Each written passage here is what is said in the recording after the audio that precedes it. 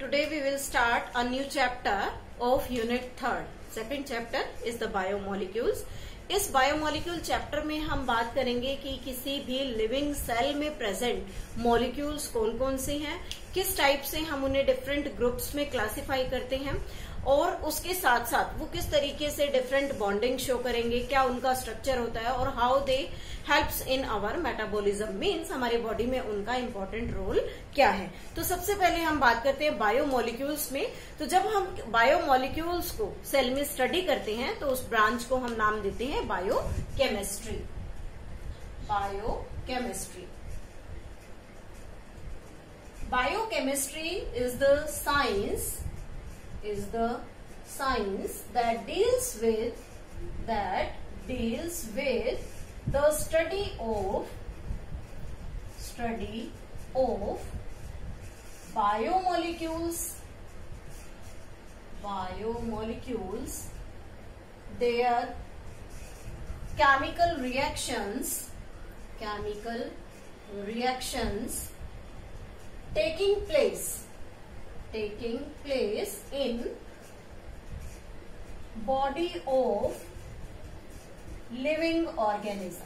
किसी भी living organism की बॉडी में होने वाली chemical reactions, metabolic physico-chemical reactions या उसकी जो मेटाबॉलिज्म है, उन सभी को स्टडी करने को क्या कहते हैं? बायोकेमिस्ट्री। इस बायोकेमिस्ट्री के बाद अगर हम बात करें तो नेक्स्ट टर्म आती है, that is the biomolecules. Biomolecules is sum of all molecules present in living cell।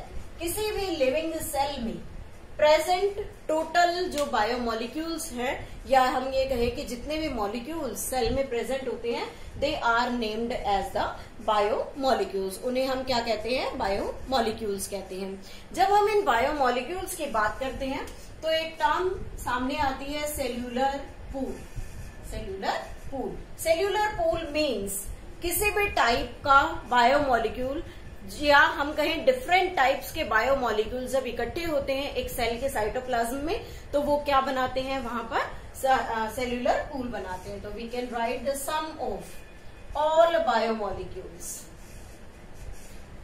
Biomolecules in a cell cytoplasm. एक सेल के साइटोप्लाज्म में प्रेजेंट डिफरेंट टाइप के जितने भी बायोमोलिक्यूल्स हैं, they are collectively known as cellular pool. अब हम जब इस सेल्यूलर पूल की बात करते हैं तो हम ये देखते हैं कि हम किस तरीके से बायोमोलिक्यूल्स को सेपरेट कर सकते हैं। तो we can write the new topic, how we can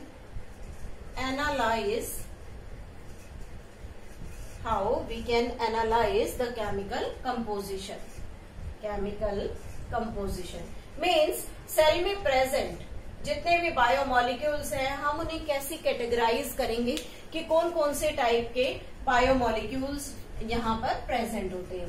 तो जब हम इस केमिकल कंपोजिशन को कैटेगराइज करते हैं तो उसके लिए एक छोटा सा एक्सपेरिमेंट किया जाता है।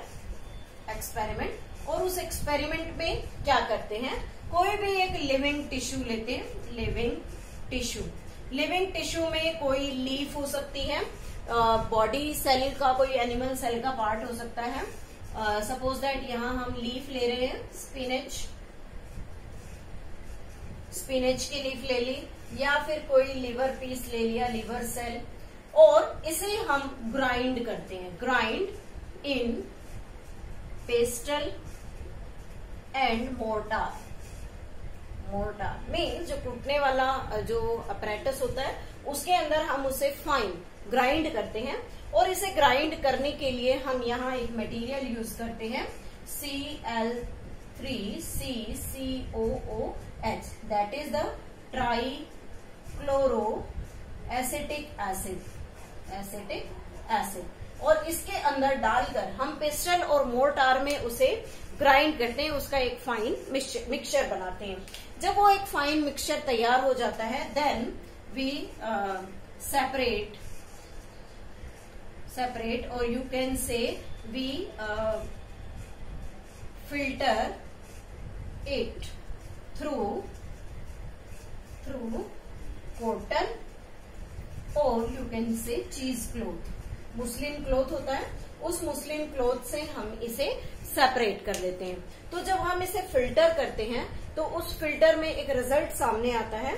सपोज दैट यहाँ हम फिल्ट्रेशन कर रहे हैं, ये हमारा बीकर है जिसके अंदर हम फिल्ट्रेशन करेंगे और इसके ऊपर हमने ये मैश लाइक स्ट्रक्चर यानी कि ये चीज क्लोथ लगा रखा है।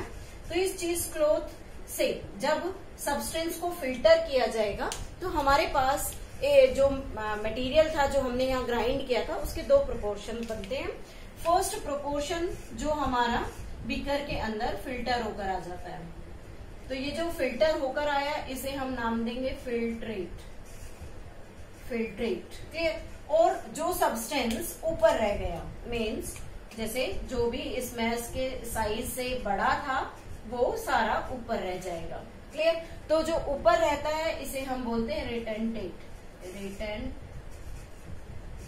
क्लियर। तो हमारे पास यहाँ दो प्रोपोर्शंस हो गए, एक पार्ट वो जो छनकर नीचे आ गया जिसे हमने फिल्ट्रेट का नाम दिया, दूसरा जो छलने के ऊपर यानी कि जो हमने चीज क्लोथ यूज किया था उसके ऊपर है, उसे हम क्या नाम देते हैं, रिटेंटेट नाम देते हैं। अब यहाँ रिजल्ट क्या निकल कर आया है जब ये दो पार्ट्स बने हैं, तो जो रिटेंटेट है it is the macromolecule. It is the macromolecule. Macromolecule means जिसका साइज 1000 डाल्टन से ज्यादा होता है, which has the molecular weight greater than 1000 Dalton. ठीक। तो ऐसे साइज जिसका ऐसा मटेरियल या ऐसा बायोमोलिक्यूल जिसका मॉलिक्यूलर वेट 1000 डाल्टन से ज्यादा होगा वो हमारे चीज क्लोथ के ऊपर ही रह जाएगा इन द फॉर्म ऑफ रिटेंटेट। और जो फिल्ट्रेट है उस फिल्ट्रेट को हम क्या नाम देंगे, माइक्रोमोलिक्यूल। इस माइक्रोमोलिक्यूल का जो मॉलिक्यूलर वेट है it is less than 1000 Dalton. इसलिए ये चीज क्लोथ से फिल्टर होकर नीचे हमारे पास फिल्ट्रेट की फॉर्म में आ जाता है। तो जब हम इसे सेपरेट कर रहे थे तो हमारे पास दो फ्रैक्शंस आ गए, one macromolecule, one micromolecule. Macromolecule which has the high molecular weight, और साइज भी इनका बड़ा होगा, माइक्रोमोलिक्यूल का साइज छोटा होगा और इसलिए इनका मोलिकुलर वेट भी कम होगा। अब बात आती है कि इसमें कौन कौन से बायोमोलिक्यूल्स हैं या कौन कौन से एग्जाम्पल्स हैं। तो अगर हम मैक्रोमोलिक्यूल की बात करें जिसका साइज बड़ा है तो यहाँ हम एग्जाम्पल्स ले सकते हैं, protein, nucleic acid and polysaccharide.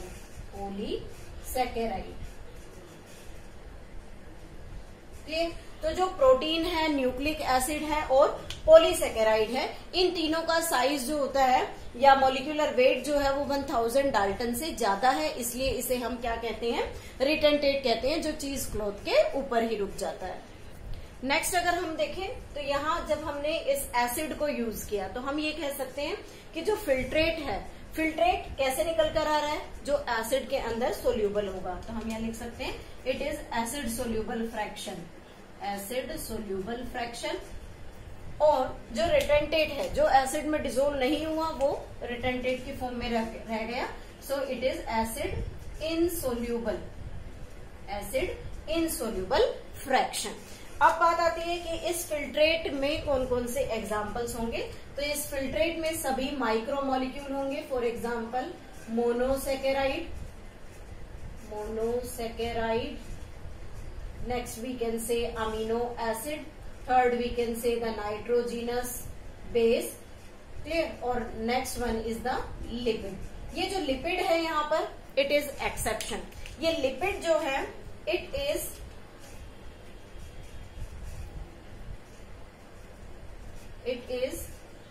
Micromolecule.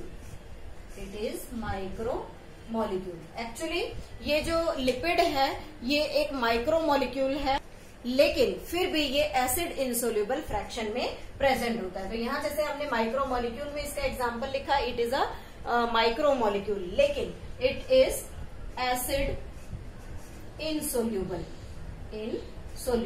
तो जब हम सेपरेशन कर रहे हैं तो उस सेपरेशन में लिपिड जो है वो हमेशा रिटेंटेट में प्रेजेंट होगा। क्लियर? एसिड इनसोल्यूबल फ्रैक्शन में। लेकिन अगर इसके मॉलिक्यूलर वेट की बात करें तो इसका जो मॉलिक्यूलर वेट है वो 1000 डाल्टन से कम होता है। तो अगर मॉलिक्यूलर वेट की बात यहाँ सामने आती है तो ये एक माइक्रोमोलिक्यूल है, लेकिन इस चीज क्लोथ से ये फिल्टर होकर नीचे नहीं आता है क्योंकि ये एसिड इनसोल्यूबल है, इसलिए ये रिटेंटेट की फॉर्म में यहाँ प्रेजेंट होता है। So this is about the how we can analyse the chemical composition. इसके बाद हम बात करते हैं कि जब भी हम इस बायोमोलिक्यूल में किसी लीफ पीस को या किसी चीज को कंसीडर करेंगे तो वहां दो चीजें सामने आएगी। एक आता है वेट वेट और एक आता है ड्राई वेट। वेट वेट का मतलब कि जो भी चीज जो आप स्टडी करना चाहते हैं, सपोज दैट हमने किसी प्लांट से एक लीफ का पीस प्लक कर लिया, तो वो जो लीफ का पीस हमने प्लक किया है वो लीफ अभी वेट कंडीशन में है, इसके अंदर total amount of water present है। तो इस कंडीशन में अगर हम उसे वेट करते हैं तो उसे हम क्या कहेंगे? वेट वेट कहेंगे। लेकिन अगर हम इसे लीफ को ड्राई करना स्टार्ट कर दें, लेट इट टू ड्राई, जब हम इसे ड्राई करना स्टार्ट कर रहे हैं तो रिजल्ट क्या निकलेगा? इस लीफ का जो टोटल वाटर होगा वो वाटर लॉस्ट हो जाएगा, इट मीन्स इवेपोरेट हो जाएगा। और उसके इवेपोरेशन से रिजल्ट क्या निकलेगा कि हमारे पास जो लीफ है वो ड्राई होगी। और अगर हम इस ड्राई लीफ का वेट करते हैं तो उसे हम क्या कहेंगे? उस लीफ का ड्राई वेट कहेंगे। इसके बाद एक टर्म आती है, we are taking here ash. Ash means कि हमारे पास जो भी ड्राई मैटर है, जैसे हमने यहाँ भी ड्राई वेट के लिए लीफ को कंसीडर किया है, तो जो हमारे पास ड्राई मैटर की लीफ है, इस लीफ को अगर हम हीट कर दें, बर्न कर दें, बर्न, तो अगर हम इसे बर्न कर देते हैं तो रिजल्ट क्या होगा कि इस लीफ में प्रेजेंट जितने भी बायोमोलिक्यूल्स हैं, बायोमोलिक्यूल्स ऑक्सीडाइज, बायोमोलिक्यूल्स जो हैं वो ऑक्सीडाइज्ड हो जाएंगे। क्यों? क्योंकि हमने उसे बर्न कर दिया। और जितने भी बायोमोलिक्यूल जब ऑक्सीडाइज्ड होंगे तो दे में change into the form of gaseous form के अंदर वो चेंज हो जाएंगे और इवापोरेट मतलब वहां से रिमूव हो जाएंगे। तो हमारे पास जो लेफ्ट पार्ट बचेगा, लेफ्ट पार्ट और जो रेजिड्यू बचेगा, उस रेजिड्यू को ही हम यहाँ क्या कहेंगे? ऐश कहेंगे। अब इस ऐश के अंदर हम क्या कह सकते हैं, या जब हम इस मैटर लीफ को ड्राई कर रहे थे तो उसमें क्या क्या प्रेजेंट था? तो उसके अंदर काफी चीजें होती हैं, जैसे इनऑर्गेनिक एलिमेंट्स होते हैं, इनऑर्गेनिक एलिमेंट्स। उसके अलावा इसके अंदर इनऑर्गेनिक कंपाउंड्स जैसे सल्फेट, फॉस्फेट। इनऑर्गेनिक एलिमेंट्स की बात करें तो कार्बन, सल्फर, फॉस्फोरस, ये सारी चीजें प्रेजेंट है। तो ऐश जो होता है उसमें क्या करते हैं? ड्राई मैटर को जब हीट किया तो उसके अंदर प्रेजेंट जो बायोमोलिक्यूल्स हैं made up of the carbon, hydrogen, oxygen, they get oxidised, gases part में कन्वर्ट हो जाते हैं। और लीफ का जो भी पार्ट बचा था, जो राख की फॉर्म में बचता है, जो भी वेस्ट मैटर जो बचता है, उसे हम यहाँ क्या कहते हैं? ऐश कहते हैं। तो this is all about the introductory way of the biomolecule. Means leaf किसी भी टिश्यू को जब हम कंसीडर करते हैं तो उसमें कौन कौन से बायोमोलिक्यूल्स प्रेजेंट होते हैं, हम उन्हें किस तरीके से क्लासिफाई कर सकते हैं, किसी भी लिविंग मैटर का ड्राई वेट या वेट वेट क्या होता है, या हम ऐश किसे कहेंगे। तो ये सारी चीजें मिलकर एक बेसिक प्रॉपर्टी बनाती हैं सेल के अंदर प्रेजेंट बायोमोलिक्यूल के। नेक्स्ट वीडियो से हम स्टार्ट करेंगे कि माइक्रोमोलिक्यूल्स कौन कौन से हैं। After that we will take the new part of this chapter. After micromolecule, there will be the macromolecule.